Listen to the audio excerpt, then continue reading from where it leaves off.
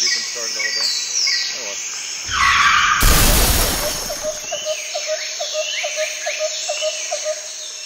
well. Welcome, Yesodians, to podcast number 5 of this season. We have a shout out for...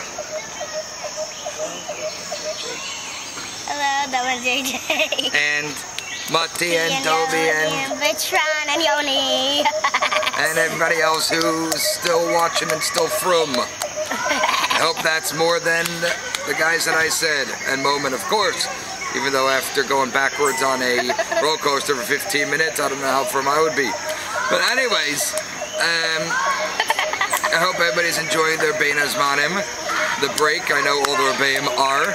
We have great onegs without you, with beer and booze and everything that you can have at your onegs.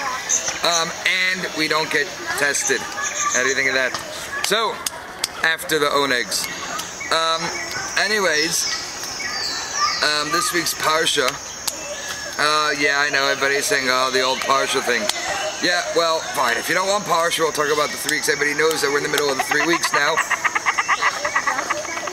Right? And in those 3 weeks, you are not supposed to listen to music. I'm sure nobody is listening to music now. Right? Paltman, that's you. Right? Specifically, obviously you're in Kochavim, where we're all stars. So I'm sure there is no music playing in a camp of stars, right? But for all those other people, I'm sure nobody's listening to music because of the 3 weeks.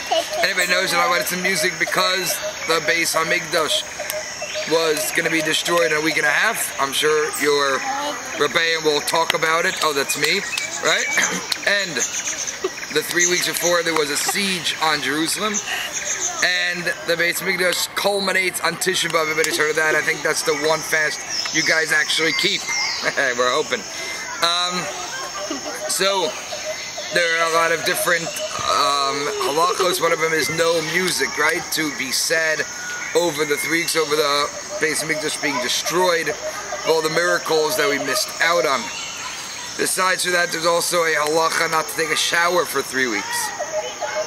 Okay, that's only the 9 days. But there is a halacha of from Rosh Chodesh on Monday till after Tisha B'Av not to shower, except Erev Shabbos. I'm sure everybody in Yesodia is going to keep that one, right? And for what the purpose is that the more halachas we keep and the more we mourn over the Beis Hamikdash, then maybe Chabad will be right, and Chabad will say that, you know, they believe the Rebbe is already here. Go Chabad, right? But we would like to bring him and for him to reveal himself and all of his glory for the rest of the world of Mashiach Tzidkeinu V'Yameinu. That's on the 3 weeks. Now back to the Parsha. Yeah, the Parsha has a very interesting theme, which I'm sure everybody wants to hear about. Is the Bnei Gad and Bnei Ruvain turn around to Moshe and they say, hey, we would like to stay and not go into Eretz Yisrael. We don't want to go to Machal. We don't want to be with the Arze girls, right? We would rather stay, that was for you, Gitler, we would rather stay in Chutz La'aretz, in the Midbar. And the Medrash tells us something very interesting. There are 2 very interesting midrashim. It says that number 1, they grew out their hair very long. Yes, Mati, that was you in the beginning of the year. And a scream out to Tzvi Feinberg, right? And all our other hair cutter and Yesoda in our few years. And the other medrash is that what they said to Moshe was that they said, you know, I have a great idea, Moshe. We have this cattle. That's what we should say. Oh yeah, and we have children. We'll build them cities. So the Medrash tells us that these people put their money before their children. Right? That was America back then also, right? It sounds familiar, guys. Right? Your parents would rather sell you down the river just to make a good couple of bucks, and in today's economy that would be a very good idea. Right? So you see that even back then, America, the taivas of America, the pulling all the gashmias was even back then for the. So you just have to realize this, that even though you're in America, we want to rectify this. We want to first put our children first, our chinuch of our children before our possessions and our money.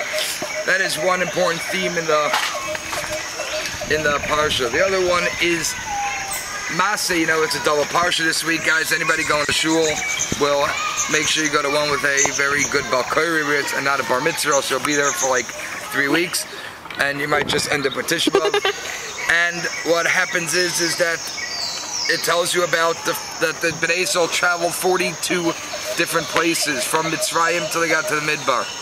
And the reason why the Svarim explain is because it's a hint to us that every person goes through 42 travelings throughout his life, 42 critical situations that he's going to have to deal with. Right? And that is, and you know what happened, Bnei Yisrael came out of it, and they ended up in Eretz Yisrael.